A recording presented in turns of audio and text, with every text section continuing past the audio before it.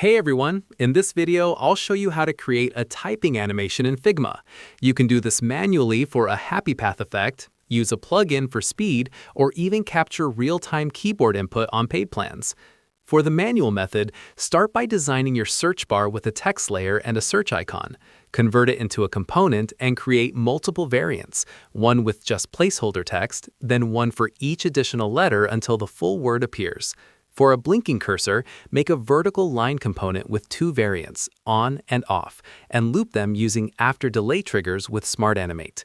Nest the cursor next to your text in each variant.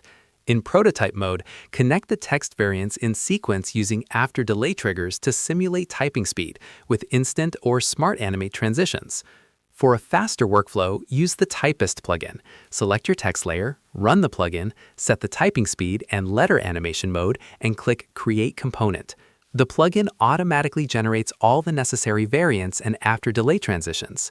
For real-time keyboard input, available on paid plans, create a string variable like search text and link it to your text layer. Then, in prototype mode, add key triggers to the frame and set the action to update the variable as each key is pressed. This makes the prototype respond to actual typing. And that's it.